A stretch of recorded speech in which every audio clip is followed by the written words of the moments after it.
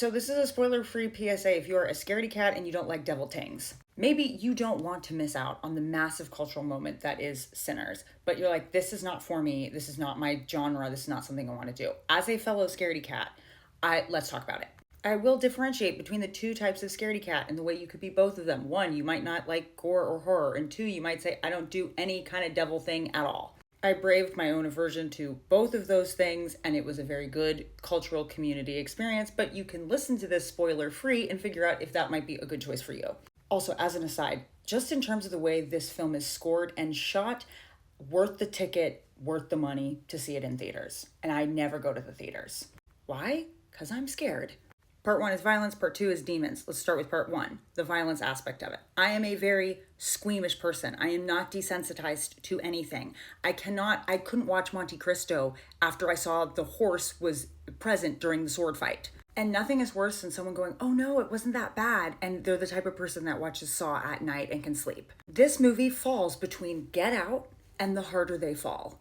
I could watch Get Out and really liked it and did not walk away feeling scarred. The Harder They Fall, I had to stop midway through. That is because of the frequency of violent scenes and how close we were when the violence happened. So you can look up those two movies, or you could remember if you ever saw those two movies and then think, okay, this is in between those. In fairness to the horror genre, it's a wide, big one, right? And we often, as Scaredy's, don't like when the violence in the film is the beginning, middle, and end of the point. That's because we're not entertained by human violence, and we are not exactly looking for an evening to spend looking at human suffering, or as Black people, Black suffering. Now, horror that is used by Black filmmakers to get across a wider, nuanced point about us and the future in our community, that can be well worth it. A horror film that makes you love humans more, love goodness more, makes you want to seek out community and you feel connected in some way, as opposed to feeling disgusted and like you betrayed yourself, that's a horror film that's worth watching. This film was worth it for me as a Scaredy. It could be for you too, but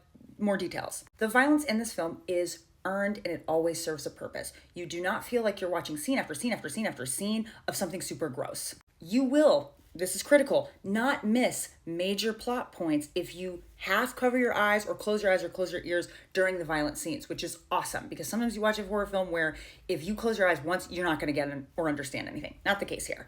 And thankfully, you can usually tell with this film when something is coming, right? It's not as jump scary as other ones are. I appreciated that we never turned a corner metaphorically and then just saw something horrible that we were never going to recover from. That said, there are moments where the violence is significant and it is bloody. The effect of the bullets and some of the stakes and some of the attacks, you just see them. If you have a major issue with blood or people getting stabbed, you will know, okay, this is the time to close my eyes. I was grateful that I did not spend 90% of the movie looking away. I want you to think about the violence that was in Get Out, add a couple more scenes of that, several more scenes of that, and that's where you're hanging out. This is not a movie where the violence is implied. You see it, it doesn't feel gratuitous. Now, for the spiritualism that is freaking some people out. As some of you may know, I am a Christian. I grew up charismatic and evangelical. I did not sniff a Harry Potter book my entire growing up years, have never to this day. This film depicts the three distinct and different ways that the Black community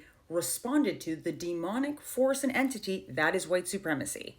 Also hatred. Ryan Coogler very intelligently presents this as three practices that are limited, have their own weaknesses and flaws because of us as human beings too, that people turn to. One is money/violence, church, and hoodoo practices. Let us be clear, the church is not mocked in this film. Hoodoo is not presented as the greatest answer and the only answer for all time. Money and violence is shown to be a two-edged sword. Nobody outright hails Satan. This film is about facing down the evil in front of us and what we turn to do so. The historical reality when you're trying to make a movie about history is that you're finding a very diverse diaspora that has turned to different spiritual practices over the time. This film is aware that if you are going to choose to use the classic idea of vampires as a metaphor for white supremacy and evil, if you're setting it contextually in the South, again in the 30s, you're going to, in finding your research, find both hoodoo and Christian practices. That contextually helps give texture to the film. It starts a conversation about the diverse histories that we all are connected to in some way or another due to our family or due to the state's policies, whatever, that were spiritual ways of addressing a physical reality of the South. And I should say surviving the South, not just being in the South. It is up to you as an audience member to grapple with the different definitions of evil and how you choose to face them in your own life, including looking at things that we will go see as moviegoers and not call demonic. People go see Holocaust movies all the time, and for whatever reason, they don't seem to look at what's going on as demonic. I do. We will still go see those movies because they start productive conversations. Now, granted, everybody knows their own bandwidth. Trust yours. But I would say the same about this. This was a film that made me want to talk and ask and challenge myself and other people about their ideas, about our history, about the ways we have chosen one thing over another, and what is the validity in all of that. And if maybe we have looked at people and judged them before we fully understood why they were turning to what they were turning to. I think this film increases empathy rather than judgment. There is a meaningful conversation in this to be had about Black hope, Black economic freedom, and the fears we've faced. I watched this as a very Christian person and felt very connected to my Blackness and very connected to the community around me. I found it asking us to love the complicated history of our people who have been both sinners and saints across time. And of course, you don't have to adopt or like all the spiritual choices made in the film, but that's not what the film is about. They're not glorified answers. They're just part of a larger connected history that is worth studying. There was a historical hoodoo consultant on this film. There are clear understandings of the Black Christian church in this film as well. All the rituals are both trusted and doubted as answers, which I found to be very nuanced. None of these choices, spiritual choices, make anyone seem like superhuman or like they have it all figured out, but are clearly human attempts to try to understand what they're going through. And make no mistake, Ryan Coogler knows if you mess with evil, you will get tangled up in it somehow. You can die. It does affect your body. There was no strong romanticism here or some level of fantasy where you felt very disconnected from the evil he was talking about.